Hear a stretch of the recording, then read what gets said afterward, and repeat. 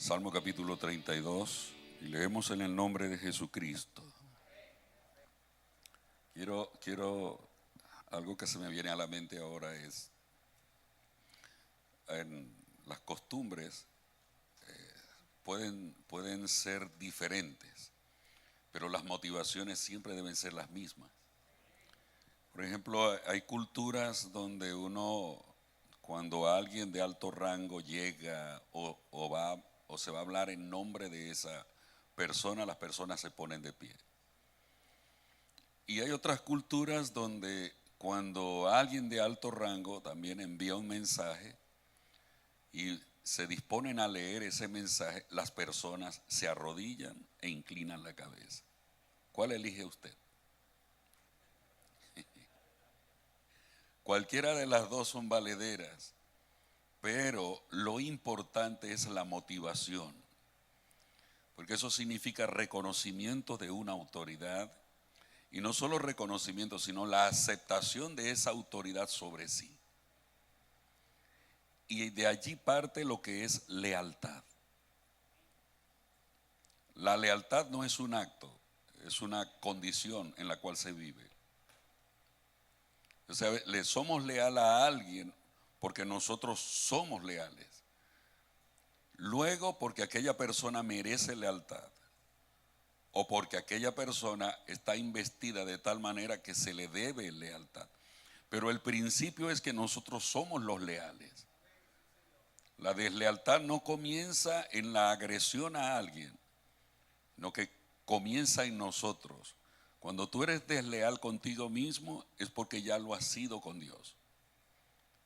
Y todo lo que hagas se va a manifestar en deslealtad en todo estrato, en cualquier condición.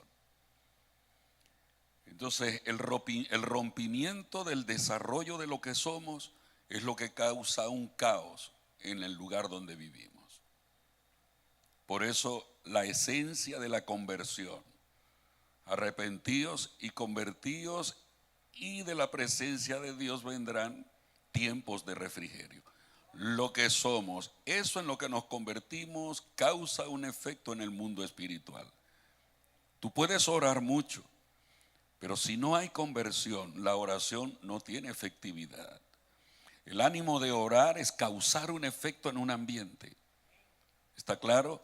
Pero el poder reside en lo que eres, no en lo que digas, es en lo que eres. Por eso debemos reaprender o aprender a vivir tomando como fuente nuestra conversión. Lo que somos es lo que causa un efecto. Cuando Dios hizo a Adán y a Eva, no les dio poder, les dio autoridad. Así que su misión era aprender a ser leales para mantenerse en la autoridad. Entonces Dios vendría y visitaría a Adán y a Eva. Si queremos la presencia del Señor, debemos aprender a vivir tomando como fuente lo que Dios ha hecho de nosotros, no lo que nosotros podamos hacer con lo que Dios ha hecho de nosotros. ¿Estamos claros? Salmo 32. Bienaventurado aquel cuya transgresión ha sido perdonada y cubierto su pecado. ¿A cuántos Dios les hizo esto? Entonces ustedes son bienaventurados. Y yo también. Pero luego me dice, mientras callé, verso 2, bienaventurado el hombre a quien Jehová no culpa de iniquidad y en cuyo espíritu no hay engaño. En cuyo espíritu no hay engaño. Entonces veo el progreso, me perdonó, ahora estoy trabajando con lo que yo soy. Y en las dos formas soy bienaventurado, en que Dios me encontró y me salvó. Ahora soy bienaventurado con lo que yo he hecho con la salvación. La iniquidad es el hábito de hacer el mal. Entonces, si yo abandoné ese hábito, ya Dios no me va a culpar. Y mi espíritu ha logrado progresar de tal manera que me consolido como una verdad. No hay engaño. ¿Está bien? no haya engaño. Eso es el trabajo que yo hago con la salvación. Mientras callé, se envejecieron mis huesos en mi gemir todo el día. Entramos en crisis. ¿Alguna vez usted ha entrado en crisis?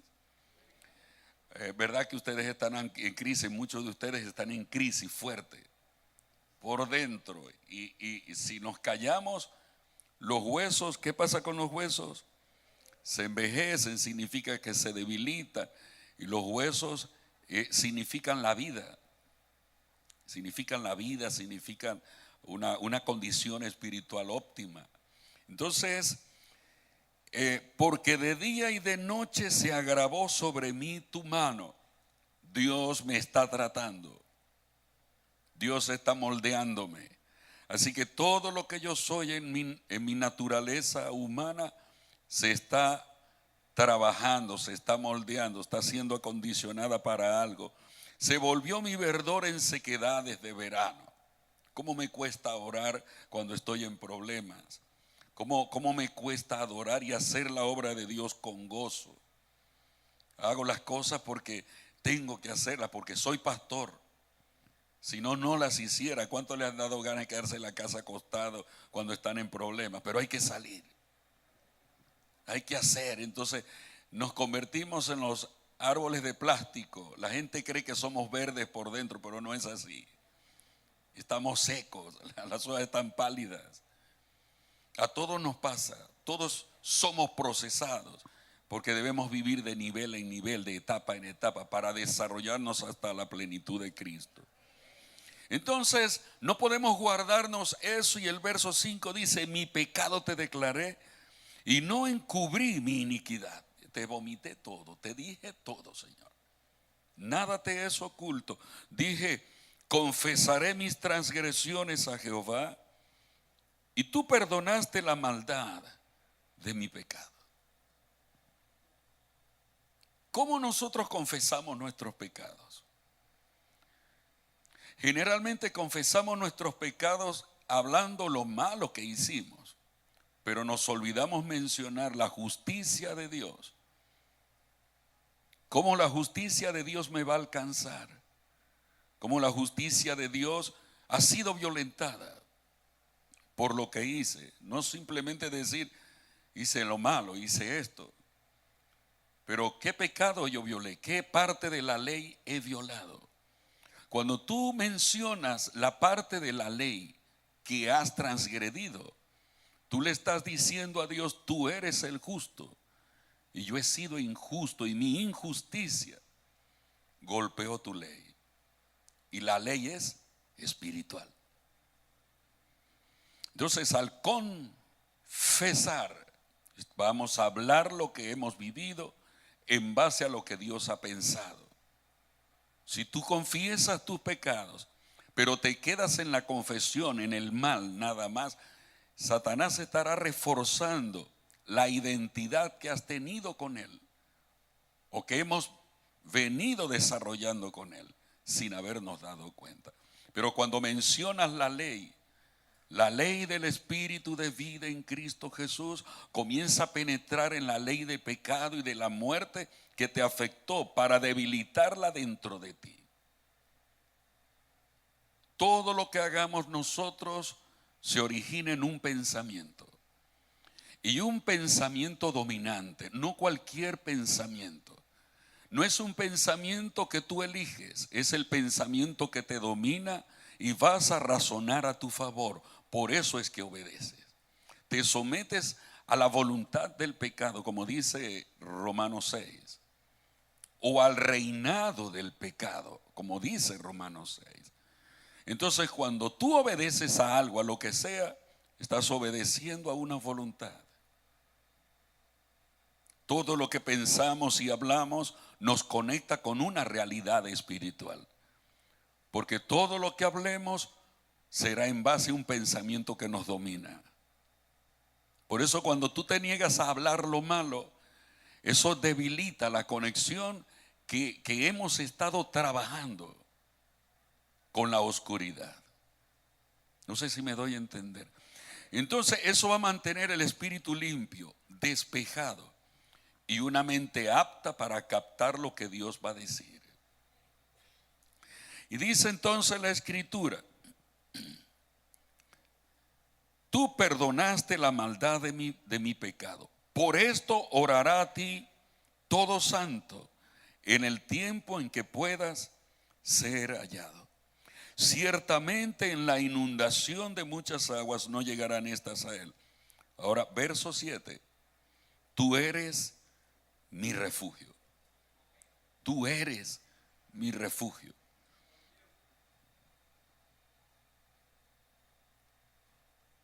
Tú eres mi refugio. ¿Qué significa Dios para ti? El significado de Dios para ti vendrá a tu auxilio. Tú no puedes orar a un Dios al cual no conoces. Es decir, tú puedes hablar con Dios, pero Dios es Dios. Dios nos identifica, nos lleva a pensar que Él es el hacedor de los cielos y de la tierra. Él es el creador, ¿ok? Pero la identificación, el desarrollo de la identidad con Él es lo que te va a ayudar a canalizar la fe. Podemos tener fe, pero la fe tiene que venir de Dios, porque la fe es de Dios. En Marcos 11:22 dice la Escritura: tened fe en Dios. Y luego dice: si dijeres a este monte. Es decir, yo puedo hablarle a los montes, pero si no tengo lo que es de Dios, no habrá ningún efecto. Tened la fe de Dios, el texto original dice tened la fe que Dios tiene. Entonces, en el proceso de la identidad con Dios es donde obtendremos lo que Dios es y lo que Dios tiene. De tal manera que cuando vamos a orar, oramos identificados con un aspecto personal de ese Dios y no con el Dios creador. Les pongo un ejemplo. Cuando la serpiente habla con Eva, ¿con qué identificación acerca de Dios la serpiente habla? Con el Supremo, con el Dios que hizo los cielos y la tierra, con el Omnipotente. Así que podemos decir que la conversación era normal. Pero ¿qué tal si ustedes en ese capítulo 3 retroceden al capítulo 2? En los últimos versículos y en el principio, los últimos versículos del capítulo 1 y en el principio del capítulo 2, ustedes se encuentran con que hay un cambio. Todo el capítulo 1, Dios se muestra como el omnipotente. ¿Ok? Como el omnipotente, el Dios de todo poder. Pero luego da inicio en la conversación, en el desarrollo. Dios aparece como Jehová. Porque ¿cuál era la idea? De que el Dios todopoderoso fuese revelado al hombre. Pero el hombre no puede tener revelación de ese Dios a menos que Él se haga persona para nosotros. Por eso el nombre de Jehová significa el que se revela, el que se muestra, el que se va a dar a conocer. Después es que hace al hombre. Porque el hombre debía vivir por la revelación de ese Dios omnipotente. Y como Dios, solo alguien que sea Dios lo podrá entender. ¿Aló? La serpiente comenzó a mostrar orgullo, a revelar o a entregar orgullo a Eva. Por eso le habló como Dios y Eva cayó en la trampa. Y siguió hablando con la serpiente acerca de ese Dios, pero no como Jehová. Si hubiese tenido revelación de ese Dios como Jehová, se fortalece en el mandamiento: no comas de este árbol.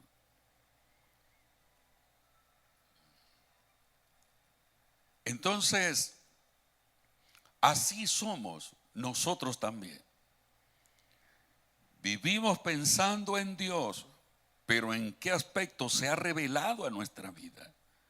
Por eso aquí dice en el verso 7: tú eres mi refugio. No tú eres el refugio, sino mi refugio. Y eso significa que Dios pasó a ser alguien externo y se convirtió en alguien interno, alguien de dentro.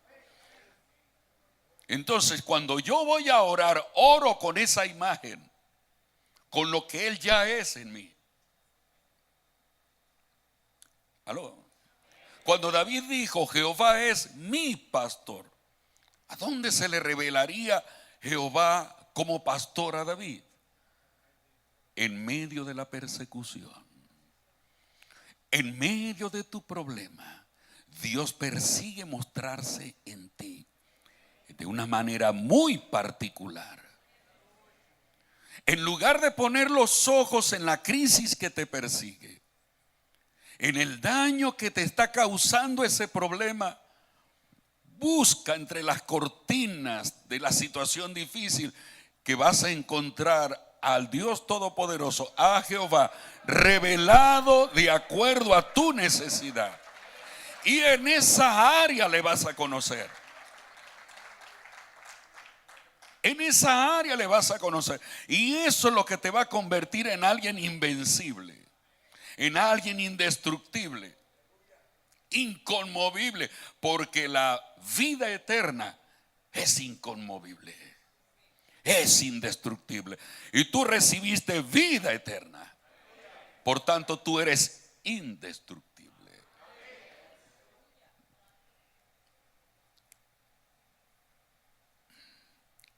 De cada experiencia tú debes tener conocimiento de Dios, revelación de Él como persona para ti. Por eso los tratos no son todos iguales.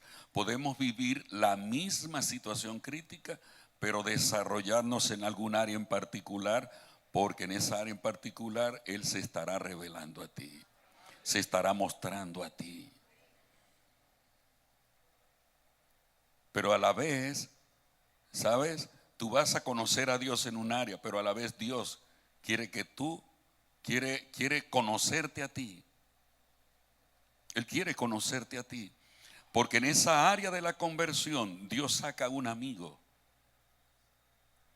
de dentro de ti. Dios saca un colaborador de dentro de ti. Cuando Dios trata contigo, Él también está esculpiendo, está buscando algo dentro de ti, una imagen. Él está tratando de sacar de ti a alguien grande, porque la simiente que recibiste siempre va a tender hacia la grandeza. Nunca te va a disminuir, sino que te va a hacer grande. Te va a hacer grande. Te va a hacer grande. Dios sacó a Abraham de Ur de los caldeos y tuvo que trabajar con él y lo convirtió en un amigo. Dios se ganó a un amigo. Se ganó a un amigo. Abraham nunca le negó nada sino el hijo. Y él no sabía. ¿Qué hijo le estás negando tú al Señor? Y no me refiero a hijo biológico. Me estoy refiriendo a eso que tú hiciste, que forma parte de ti y no te quieres desprender.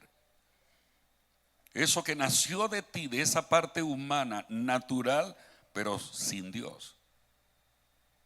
Eso hay que entregárselo. De ahí es donde viene la verdadera multiplicación. No el producto de lo que tú hagas, sino de lo que tú eres.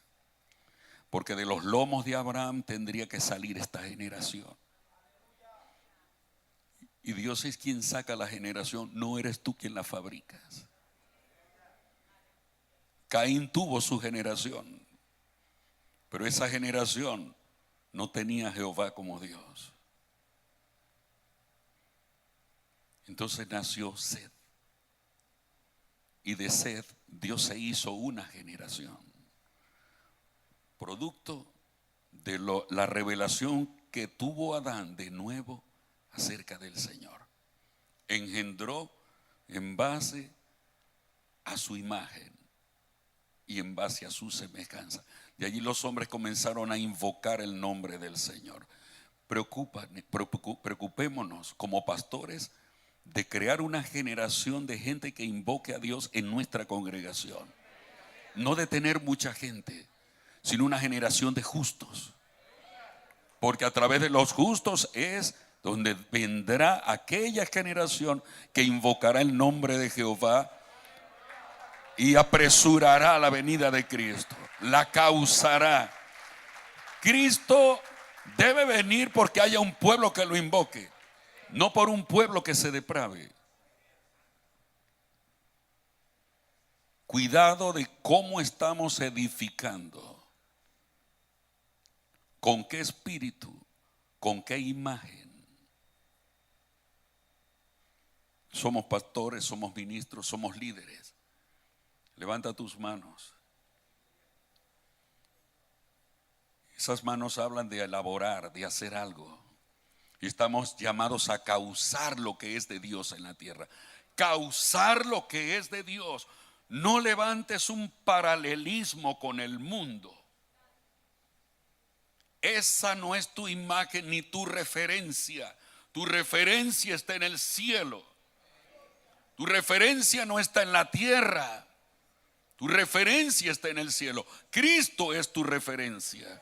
Todo lo que hagas en la casa de Jehová, todo el pueblo que pastoreas, debe tener como referencia a Cristo, no a ti, ni tampoco al mundo, mucho menos.